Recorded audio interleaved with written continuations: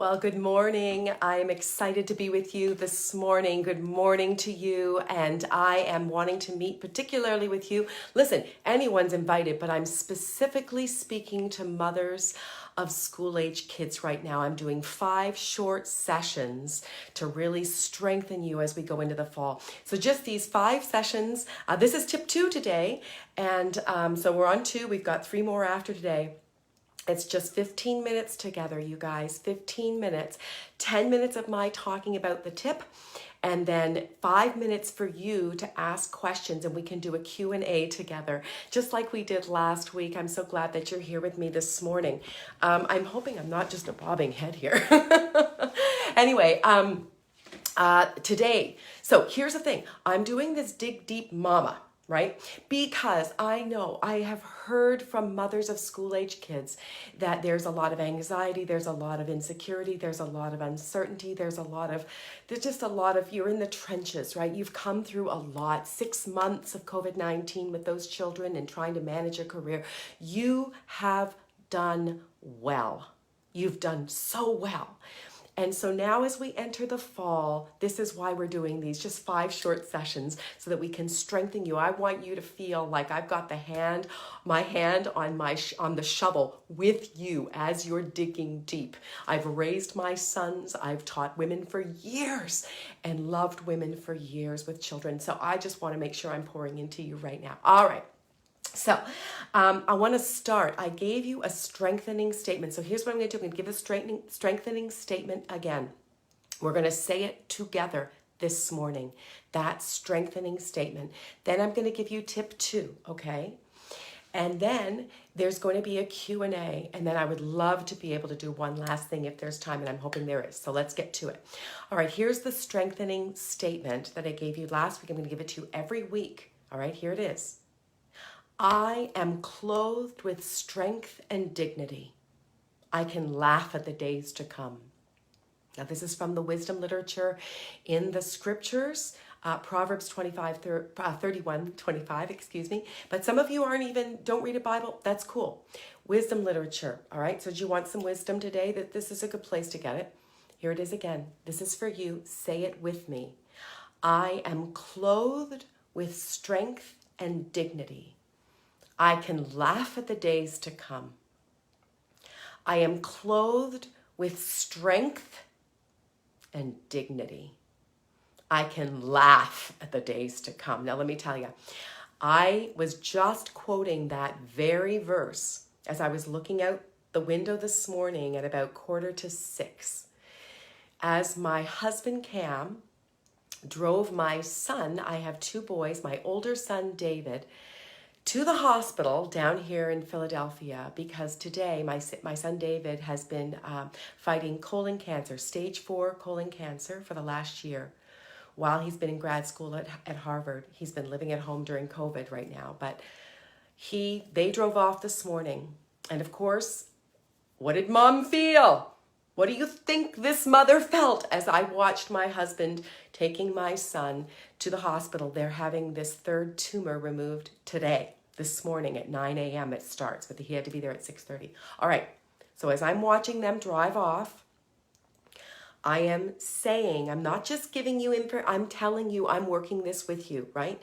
And I looked out the window and I said, I am clothed with strength and dignity as I watch them drive away. I am clothed, I Nancy, you Liz, you Leslie, you Megan, you whomever. I am clothed with strength and dignity. I can laugh at the days to come, meaning I'm strong enough. God has given me, I don't know if you believe in God, I don't know where you are with God, but for this woman, God has given me the strength and the dignity to laugh at the days to come. All right. That is your strengthening statement. Don't know where you are in your faith, but I'm just giving you this, and I hope that you take it in and use it the way I do, man. I've been using it all week, and I hope you are too. All right. Now, Last week, do you remember the tip that I gave you? The first tip I gave you, and I'd love for you to talk to me. Do you remember the first tip that I gave to you last week? It is so important for you, Mama. It is so important. If you're going to dig deep, you need this tool. Do you remember what it is? And I'd love it if you'd speak to me. But if you can't, if you don't remember, if you weren't a part of it, okay, I'm going to give it in a second if I don't see it pop up on my screen. The first tip that I gave you last week was fuel up. Now you can look at that video back on my feed. I'm on Instagram in the evening tonight at 9, but I'm on Facebook Live in the morning 7 right now with you. I'm going to talk for 10 minutes, then I'm going to go to you. Right? Right. The first tip was fuel up, and taking the time to fuel up was critical, right? That was critical. All right, Jen, good.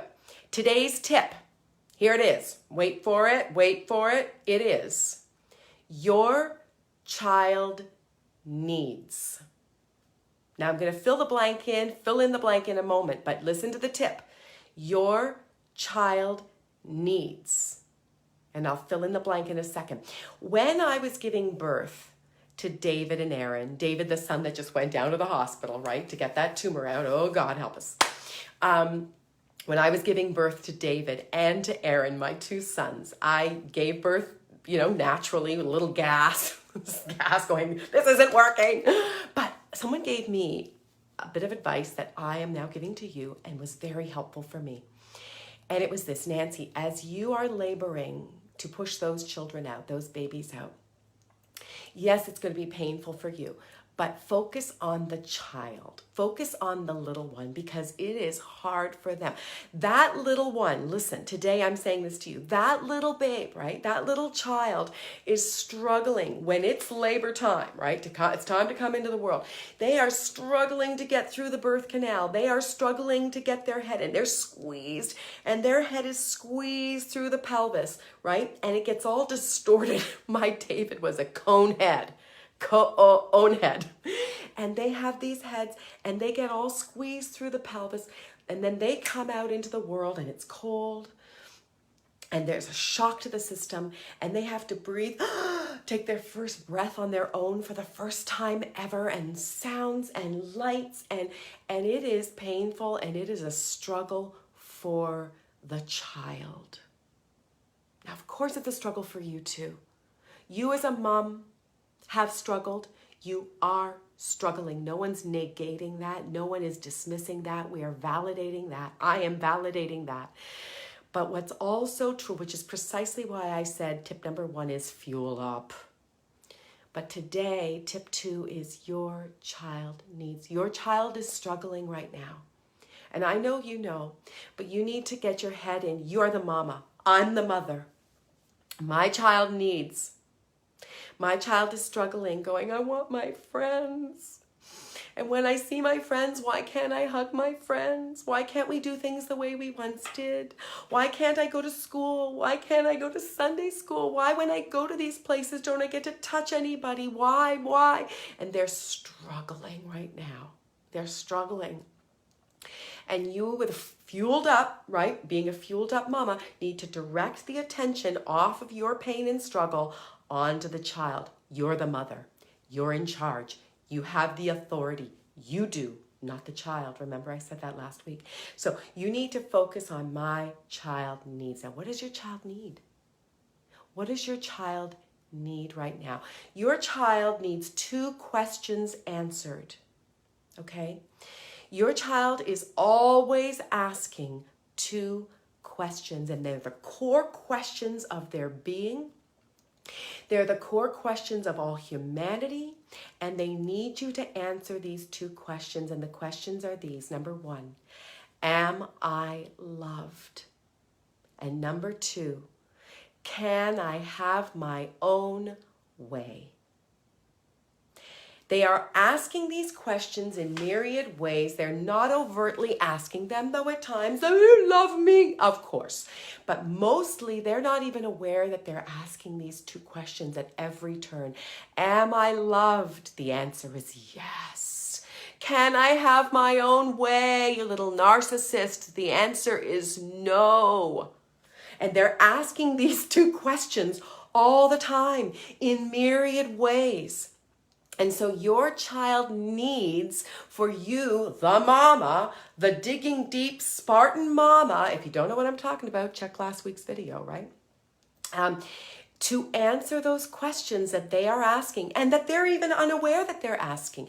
They need you to answer those questions in myriad ways. Am I loved? And can I have my own way? And frankly, I think this is a tremendously unique time in history for those questions to get answered well. Okay, let me wrap up this tip, just a little more flesh on it, and then form your questions. Okay, let's do Q&A. Okay, I remember Dr. Kevin Leman. He wrote a book called How to Make Children Mind Without Losing Yours. I don't know, maybe it's totally dated, but it was a book that helped me, and I went to hear him speak. And I remember him saying, he was funny, and I remember him saying, you guys are such good moms, right? You got your kids in your sports, you got your kids in this music lessons, you got your kids over in Kumon Math, you got them over here, you got them over there, you got them in all these things, right? Good for you. And then he said, do this, take them out. Take them out. And the whole room, of course, erupted. Why? Because, of course, we were all doing it. And he said, listen to me. Your child needs you. Your child this is a unique time right now, okay? Right now with COVID-19. Your child is not missing out on one thing that child truly needs. There's no FOMO here. You may have it for them, right? You may be putting it on them. FOMO, my kid's missing out on sports. How are they ever going to get this way? My kid's missing out on their friends. How are they ever going to get this? My kid's missing out on all these things that every other child. No. Actually, reframe it. This unique, ripe time in history, I think really goes back to what Kevin Leman says. Goes back to those two questions they're asking, am I loved? Can I have my own way? I think this is a foundational, tremendously ripe, pivotal, unique time in history for your child to get what so many children before them have not received, frankly, because we've all been just too darn busy getting all kinds of things that we don't actually need. Are they nice to have? Sure. We want our kids in sports. We want our kids to have exercise. They can have this. We want our kids to be with their friends. Of course, these are good things. But your child, I promise you, is not missing out on what they truly, truly, truly need. Your child needs, at the bottom line, you. And they need you to be answering the question, am I loved, Mama? And they're asking it in myriad ways. Am I loved, Mama? Yes, child, you're loved. And you can show that by having a meal with them, sitting down at the table. Can I have my own way? No, we don't have electronics and toys at the table. We eat a meal together and we talk to the person sitting right in front of us. Am I loved, Mama? Can I have my own way? As they ask these questions, right, you get to show them you are loved. No, you cannot have your own way, meaning you are not in my lap 24/7. You get a little independence. You get time to create, to be bored and let that see where it takes you. Time to see who you are. Time to discover what quiet looks like. This is a unique time. Your child needs you foundationally to keep asking or to keep answering in myriad ways those two questions. So I want to go, speaking of questions, I want to go to you. Things I have said or left unsaid. Anything I've said, please, or comments you have on what I've just shared. Listen, I know this time is short.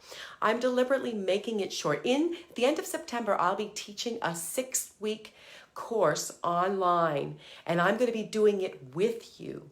So it's called Meant to Live 6 Sessions. You're going to hear more about it, but I'm going to be carrying this on. These are short, but at the end of September, I'm going to be doing a class online where I'll get to strengthen you guys even more. So we can do that more then. But right now, good morning, Julie. Good morning, Jen. Any questions about what I've just shared? Tip number 2, your child needs. And when I fill in the blank, it's they need 2 questions answered. They need for you to answer those questions for them, yeah? In myriad ways. All right, thoughts, questions, things I've said or left unsaid. Anything here? And let me see, make sure and maybe you have no questions and no thoughts. And I'll wait for you, and if not, I'm going to give you a breathing exercise and send you off. But if you have any thoughts or questions about this right now, I would love to answer them. And do not forget, hi Liz. All right, Liz has a question here. What does answering the question of am I loved look like practically? All right, you guys are smart. Because of course they're not really saying, am I loved necessarily, though they can, right? And by the way, your kids are asking these questions for the rest of their life. We all do this as adults. You're doing it in your marriage. You're doing it in the church. Maybe you go to church. You're doing it with the schools and the way schools are handling things. Am I loved? We ask that question. That's an interesting one, right? Am I loved? Meaning, do you see me, Mom? Do you hear me, Mom? That is depositing into them that they matter, that they're worth something, right? That they're loved, that they're unique. So again, they're not specifically saying, do you love me? Though they, I'll be the first one to tell you, I ask Cam that, do you love me, honey? And I'm like, middle-aged woman, having raised my sons. So we ask these questions all our lives, but they'll be saying it this way. Mom, would you sit with me and do a puzzle?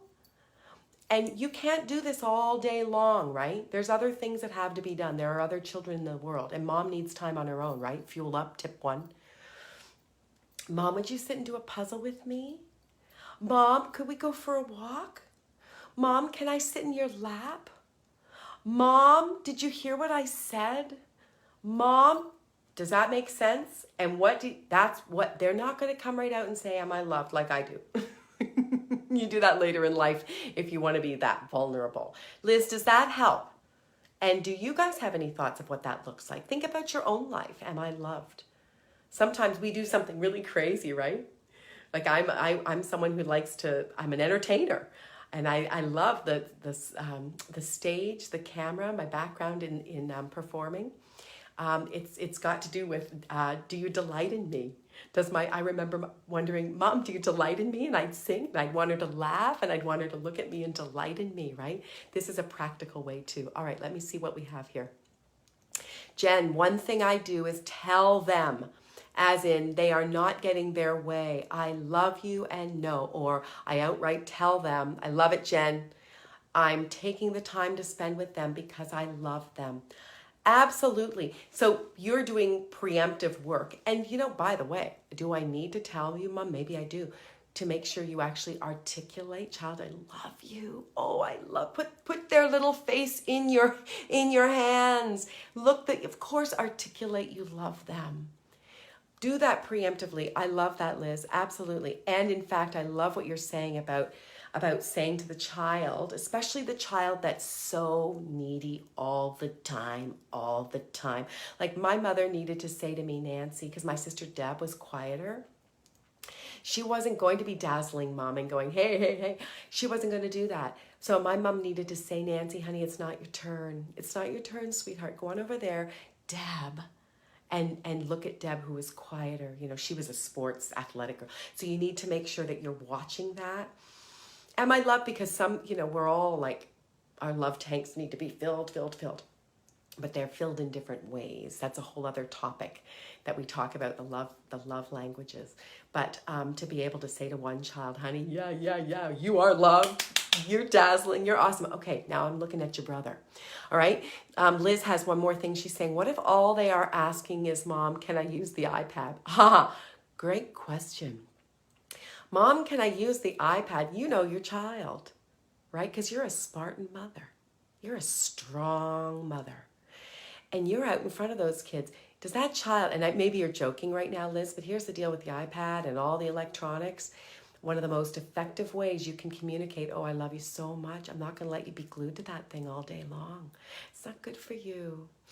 I love you so much. I'm not giving you your own way, going back to what Jen said, right? Perfect. I love you so much. I'm going to let you go out and wander in the backyard and play around there. I'm going to let you sit and listen to music. I'm going to let you help me make some cookies or bake some whatever, angel food cake from a box mix, a mixed box, a box mix, that kind of stuff, okay? All right, you guys, I love you.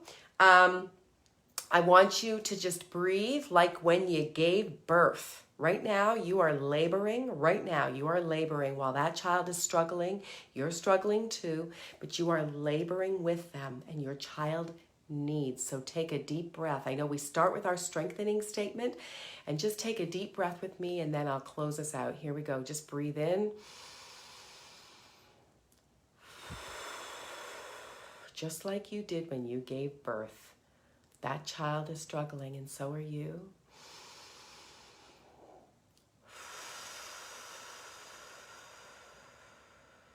Your child needs you. God bless you guys. Have a great day.